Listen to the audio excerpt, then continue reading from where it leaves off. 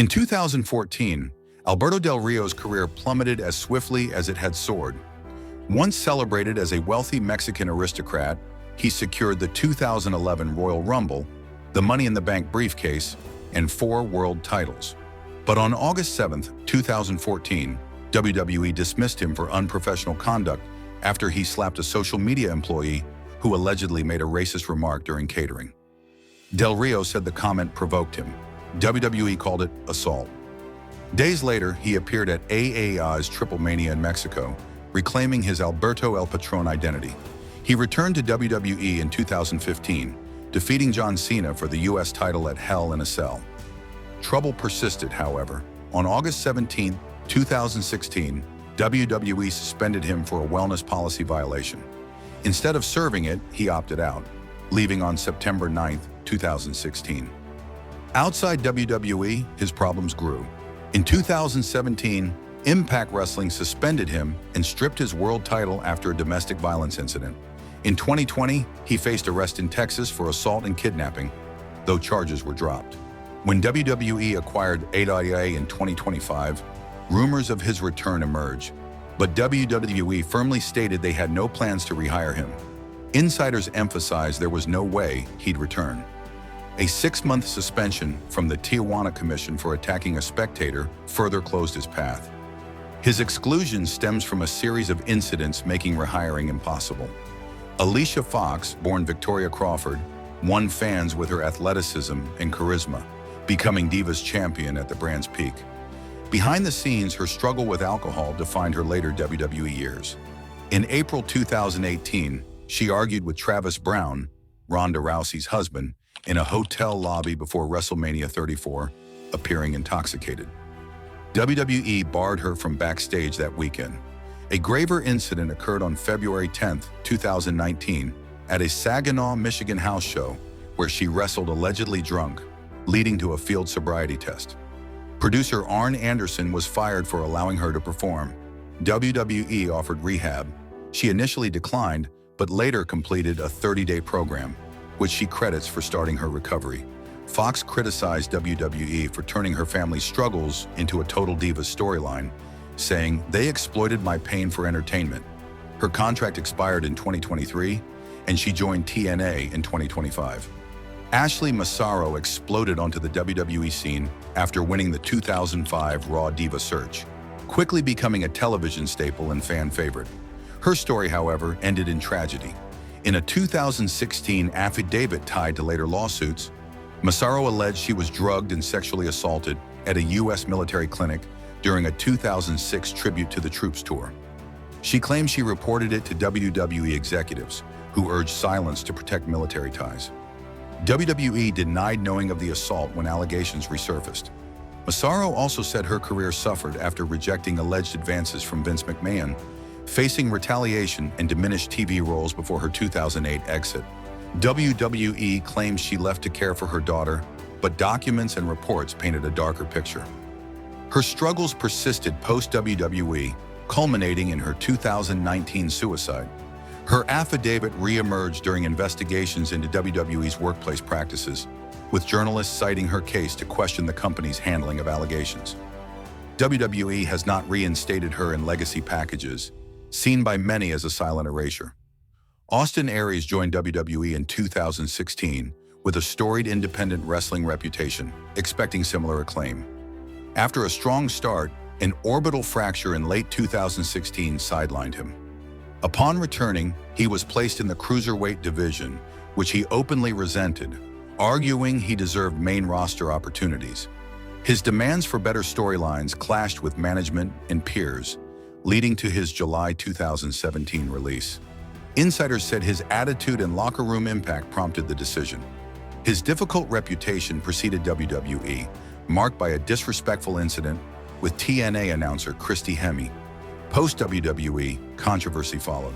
In 2018, he walked out of an Impact World title match, no-selling the finish and verbally attacking colleagues on live TV. In 2020, during the Speaking Out movement, multiple women accused him of harassment. He denied the worst claims but railed against cancel culture. WWE has no formal ban, but talent relations view him as high risk, effectively blacklisting him. Bam Bigelow was a wrestling marvel in the late 1980s, a 390-pound tattooed giant with cruiserweight agility. Debuting in WWF in 1987, he became a fan favorite, teaming with Hulk Hogan and drawing massive crowds.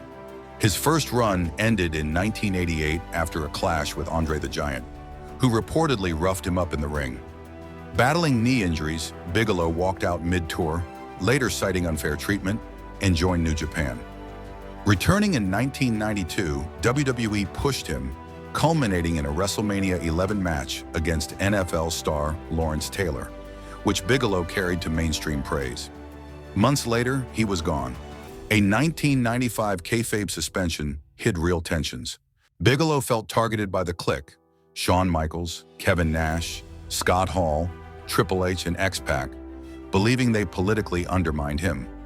Producer Bruce Pritchard said Bigelow bought into rumors of being buried and left feeling unvalued.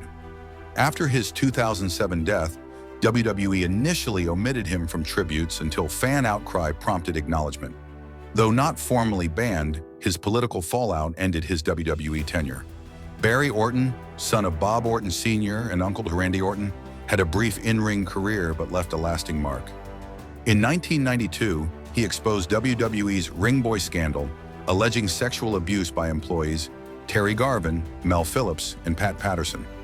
On national TV, including Larry King Live and The Phil Donahue Show, he recounted a 1978 incident where Garvin propositioned him at 19.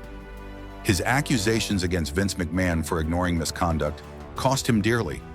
Blacklisted by major promotions, he faced isolation, addiction, and homelessness.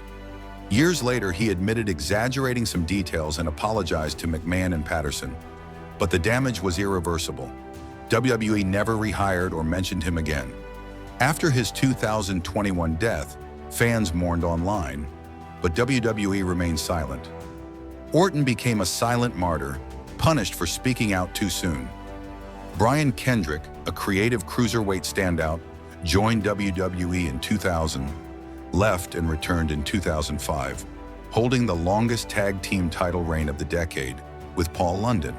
His defiance led to his 2009 release after multiple wellness policy violations for marijuana worsened by his mockery of management. He returned for the 2016 Cruiserweight Classic, becoming champion and a mentor. In 2022, a 2013 video resurfaced, showing him promoting anti-Semitic and conspiratorial views, claiming 9/11 was staged and the Holocaust exaggerated. AEW cut ties with Tony Khan, stating no tolerance for such views. Kendrick apologized, calling his remarks ignorant. WWE allowed him to consult on Ronda Rousey's 2023 matches, but his public reputation remains damaged, creating an unofficial ban driven by perception. Buff Bagwell seemed poised for success when WWE bought WCW in 2001. With his physique and charisma, his only WWE match against Booker T for the WCW title on July 2, 2001, was a disaster, with fans chanting, "Boring." WWE fired him within a week, citing fights with Shane Helms, alleged fake injuries, and attitude issues. Jim Ross noted Bagwell's mother repeatedly called for time off, damaging his reputation. Bagwell claimed he was promised a 3-month return, but it never happened. His career spiraled into addiction, DUIs, and a 2025 leg amputation from infection. WWE's silence reflects their failed WCW experiment, not malice. Butch Reed, a charismatic powerhouse, debuted in WWE in 1986 with high promise. Slated to win the Intercontinental title in 1987, he no-showed an event, and the Honky Tonk Man took his spot, launching a historic heel run. Reed's reliability issues tanked his WWE stock. After leaving in 1988, he thrived in WCW's Doom with Ron Simmons. Vince McMahon deemed him undependable, and WWE excluded him from retrospectives and reunions. Though not formally banned, his absence from the Hall of Fame reflects lost opportunities and McMahon's unforgiving politics. Chyna, born Joni Laurer, broke barriers as the first woman in the Royal Rumble, King of the Ring, and Intercontinental Champion. Her 2001 exit followed her breakup with Triple H, who began dating Stephanie McMahon. Chyna claimed she confronted them, and her contract soon ended. WWE called it a creative choice. Her post-WWE reality TV and adult film work clashed with WWE's PG image, blocking her Hall of Fame induction. Triple H's comment about her adult content fueled outrage. Struggling with addiction, she died in 2016 from an overdose. WWE inducted her in 2019 with DX, but not Solo, sparking debate over corporate hypocrisy versus moral stance.